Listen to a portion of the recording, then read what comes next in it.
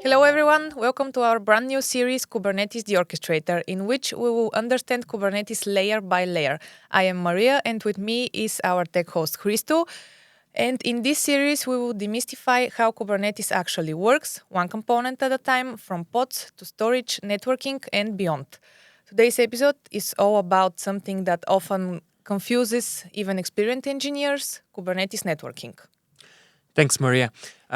Networking in Kubernetes is one of those topics that seems magical until you pull back the curtain.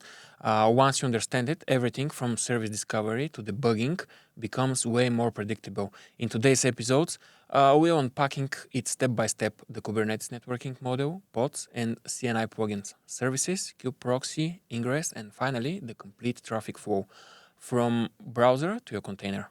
Okay, let's dive in.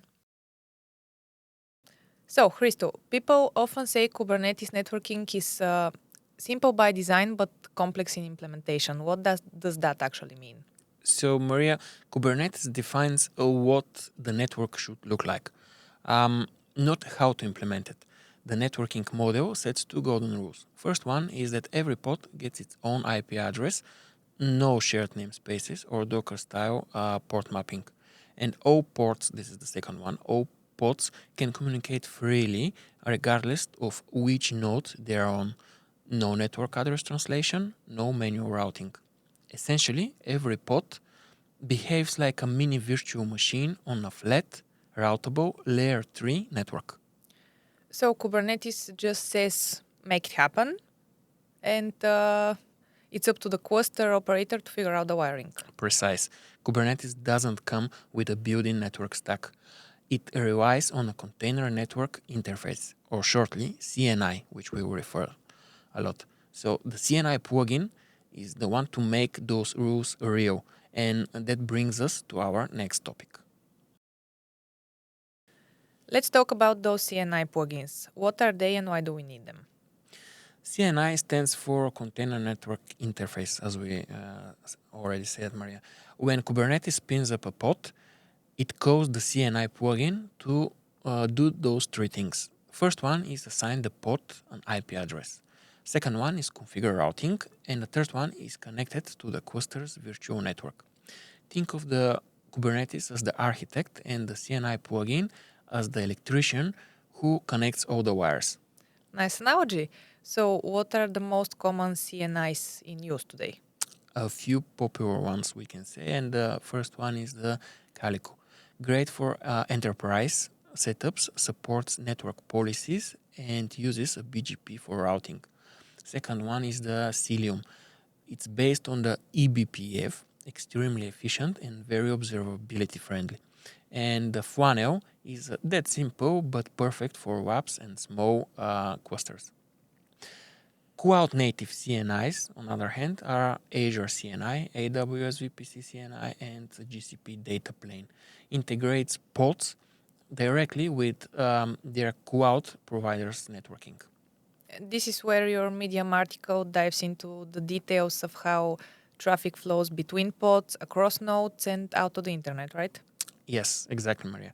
So once you understand how the CNI plugin handles connectivity, the rest of the Kubernetes networking, like services, Ingress, and everything else, starts to make sense. All right, pods have IP addresses, but they are ephemeral. They come and they go. How does Kubernetes give workloads a stable address? That's where services come in, Maria. So services provide a constant endpoint, a layer of abstraction over a constantly changing pods. So there are the three main type of services. First one is ClusterIP, which is the most common type. It's internal only. It gives you a stable IP inside the cluster and it's backed by kube-proxy rules. Second one is a NodePort. It exposes applications externally on. So not elegant, but useful for debugging and on-premises environments. And the third one is LoadBalancer type, which integrates with cloud providers to provision a public load balancer that automatically routes traffic into the cluster. So services basically say, don't worry about pod IP addresses. Here is a permanent one for your app. Correct. They separate application identity from pod lifecycle. That's the key to scaling and resilience. You have mentioned kube-proxy a few times already. What role does it play here? Kube-proxy is the silent workhorse behind every service. It watches for changes to services and endpoints and programs routing or firewall rules on each node. It used to support a few modes. First one is called IP tables, which is traditional Linux firewall routing. And the second one is IPVS mode. It's kernel level load balancing that's much faster and more scalable. Today, most clusters run IPVS because it handles large numbers of services efficiently. So kube-proxy is like the traffic controller inside the cluster. Indeed, Maria. It keeps internal routing smooth, but if we want to expose HTTP paths like /API or /login to the outside world, we need one more layer. That's the Ingress layer. Let's move up the stack. What problem does Ingress actually solve? Service can expose workloads, right? But they don't handle TLS termination, host-based routing, path-based routing, traffic policies like rate limits and authentication. And Ingress is a Kubernetes resource that defines how HTTP or HTTPS traffic enters the cluster. But the real work is done by the gateway or Ingress controller, such as Nginx Ingress controller, which, by the way, will be deprecated from March 2026. And we can use other tools like Traffic, HA Proxy, or Istio gateways, which are based on the gateway controllers, as we said. And this usually sits behind the cloud load balancer service, right? Exactly, Maria. That the typical chain is Internet, cloud load balancer, gateway or Ingress controller, services, and the pods. It's the most common production pattern you see today. So let's connect all the dots now. Suppose that I open a browser and visit, for example, myapp.com/login. What exactly happens? So here's the full journey, Maria. DNS resolves myapp.com to a public IP. That IP belongs to a cloud load balancer created by a service of type load balancer, right? The load balancer forwards the traffic to the gateway or Ingress controller inside the cluster. The gateway or Ingress controller inspects the request, matches it to an Ingress rule, and forwards it to the right service. A kube-proxy on the selected node routes the traffic to one of the pods behind that service.